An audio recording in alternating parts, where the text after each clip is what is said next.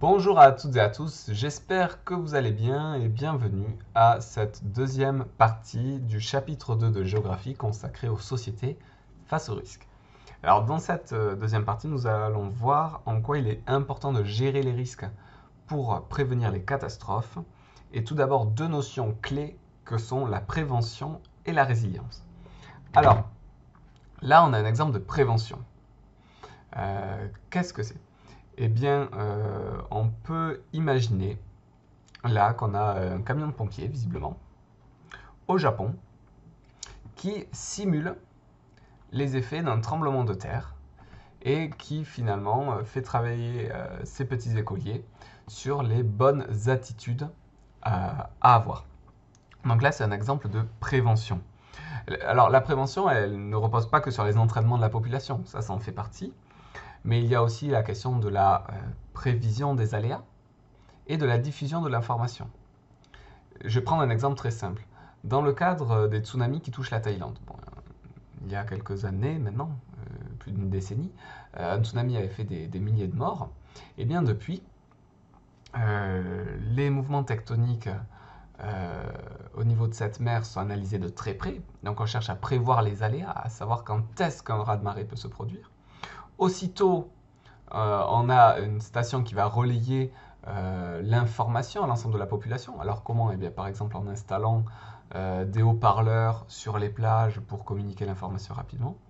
Et ensuite, on apprend à la population à s'adapter, c'est-à-dire eh bien, si vous entendez telle alarme qui sonne, eh bien, ça veut dire qu'il faut s'éloigner le plus possible des plages, se mettre en hauteur, etc.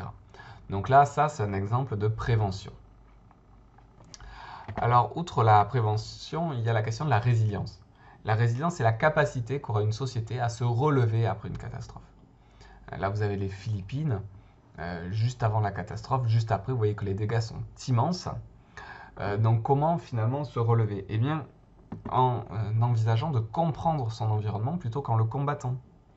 Par exemple, si vous construisez des digues sur le littoral pour lutter contre la montée des eaux et les risques d'inondation, ça va vous protéger un temps. Mais à long terme, en fait, il serait préférable de déplacer la population, de l'éloigner des côtes et de reboiser ces espaces-là parce que eh bien, les arbres vont éviter l'érosion côtière, vont éviter que le sable et la terre soient embarqués par la mer et en cas d'inondation, en plus, permettre de bien absorber l'eau. Donc là, en fait, il y a deux logiques. Soit on se dit non, les sociétés humaines feront face et donc on cherche à se défendre des aléas, au risque parfois de les amplifier. Soit on se dit les aléas sont inévitables, on sait qu'ils frapperont à tel endroit, donc adaptons-nous, comprenons comment ils fonctionnent pour finalement que nous soyons peu impactés par cet aléa. Donc c'est pourquoi finalement après une catastrophe, eh bien, il est nécessaire d'avoir un temps d'analyse pour tirer les leçons finalement et éviter de reproduire les mêmes vulnérabilités. Tiens, un bidonville là était situé sur un relief, il y a un glissement de terrain, tout s'est effondré, eh bien on ne reconstruit pas au même endroit. On essaye de tirer des leçons. Et ça c'est très important, notamment dans les pays du Sud, où cet effort de reconstruction, il n'est pas fait par les États qui sont ruinés dans les PMA, mais plutôt par les ONG ou les organisations internationales type ONU, FMI. Donc là, ces organisations-là essayent finalement de reconstruire après une catastrophe, mais pas de reconstruire à l'identique, de reconstruire en prenant en compte la catastrophe qui s'est passée pour éviter de reproduire une même vulnérabilité. Euh, alors je passe sur ça là, parce qu'il y aurait beaucoup à dire sur la gestion des inondations à Paris, hein. Mais juste ces deux chiffres, c'est-à-dire que il faut savoir qu'en France, on a débloqué 88 millions d'euros sur 4 ans pour faire face au risque d'inondation dans la métropole francilienne, c'est-à-dire Paris et ses alentours.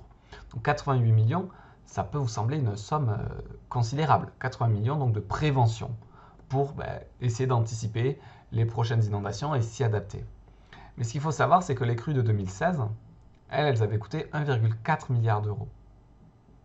Donc finalement, ce qui est très important, c'est de voir que l'argent que vous allez consacrer en prévision d'une catastrophe, eh bien, il est bien moindre que l'argent que vous coûtera le fait de reconstruire après. Donc en gros, il vaut mieux mettre l'argent avant la catastrophe en anticipant que le mettre après la catastrophe pour reconstruire. Et en plus, avec le bilan humain, hein, parce que les catastrophes ne font pas que des dégâts matériels, elles font aussi souvent des dégâts humains. Sauf que mais l'aléa, par définition, il peut ou il ne peut pas se produire. Donc il faut accepter de mettre de l'argent sans savoir si la fameuse inondation aura lieu maintenant. Mais ce que l'on sait à Paris, c'est qu'il y a la Seine, que c'est un fleuve d'importance, et donc cette inondation, elle peut avoir lieu dans 5, 10, 50 ou 100 ans. Donc l'investissement, il aura son intérêt, mais pas forcément à court terme. D'où une question d'investissement politique finalement, à se dire que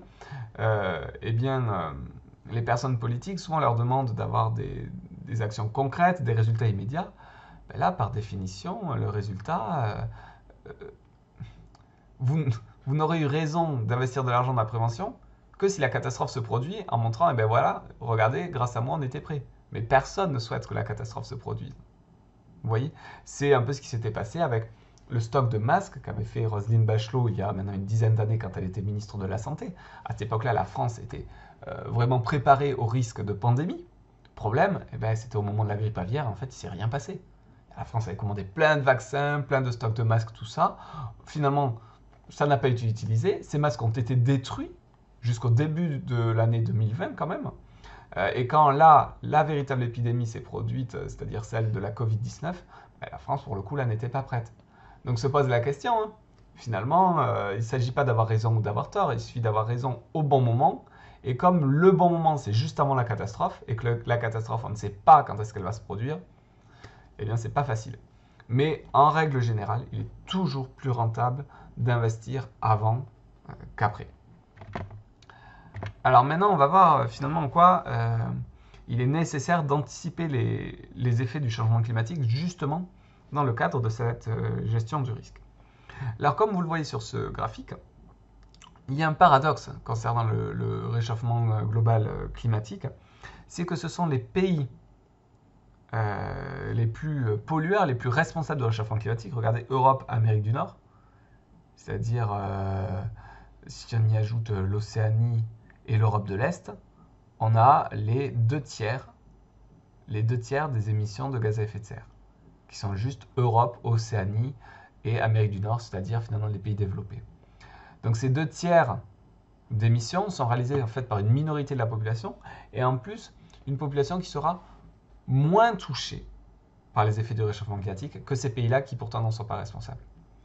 Par exemple, la montée des températures, elle va être beaucoup plus catastrophique au Mali, où on a déjà énormément de sécheresse et de problèmes de manque d'eau, qu'en France métropolitaine. Alors ça ne veut pas dire qu'en France, on n'aura pas d'impact du changement climatique, hein, on va en avoir, et des lourds, mais les pays qui vont être le plus durement frappés sont en plus les pays qui n'en sont pas forcément responsables. Alors, déjà, comment essayer de diminuer ce risque en diminuant le réchauffement climatique? Et bien déjà, en ayant une réponse en même temps mondiale et locale. Mondiale en réduisant les gaz à effet de serre, hein, c'est ce qui est négocié à l'occasion des COP. Là, on a la COP 26, c'est les Conference of Parties. Et aussi hein, avec des actions locales comme valoriser les mobilités douces en ville, favoriser les circuits courts. Les circuits courts, c'est-à-dire vous consommez un produit qui a été fait le plus près possible de chez vous. Alors, il faut savoir que dans le cadre des accords de Paris de 2015, il y avait deux enjeux. Le premier, c'était atténuer le réchauffement climatique, en le limitant à 2 degrés, ce qui aujourd'hui semble peu probable. C'est-à-dire les principaux scénarios qui évaluent le réchauffement climatique d'ici 2100 tablent plutôt sur plus 3 à plus 7 degrés de moyenne. Donc ça, c'est le premier volet, hein, atténuer le réchauffement climatique. Et le deuxième volet de cette COP 21 dont on entend parler parce qu'elle s'est produite à Paris et dont on célèbre aujourd'hui les 5 ans de cette COP 21, c'est aussi de favoriser l'adaptation des sociétés en prévoyant notamment le versement de 100 milliards de dollars par an des pays du Nord vers les pays du Sud, dans l'idée finalement de compenser cette dette morale que eux vont payer les conséquences d'un réchauffement climatique qu'ils n'ont pas produit, donc leur permettre de s'adapter à l'augmentation des risques qui va en découler, et aussi de favoriser leur transition énergétique, c'est-à-dire que ces pays-là se développent, mais sans utiliser, comme nous, les énergies fossiles, c'est-à-dire le charbon, le gaz, le pétrole, dont il sera question au chapitre 3. Donc voilà finalement pour les deux volets de la COP21, atténuer le réchauffement climatique, favoriser l'adaptation des sociétés à ce réchauffement climatique, c'est-à-dire on essaie de le limiter mais on a bien compris de toute façon que c'est un phénomène inéluctable. De toute façon, quoi que l'on fasse aujourd'hui, l'évolution du climat pour les années 2050, elle est à peu près elle est certaine, parce qu'il y a une inertie finalement dans le système climatique, donc on devrait être à plus 2 degrés dès 2050, quoi que nous fassions aujourd'hui. Les enjeux maintenant c'est pour 2100. Et finalement, quelles vont être ces conséquences? Eh bien, ça varie beaucoup suivant les pays. Mais il y aura une augmentation des cyclones, très probablement.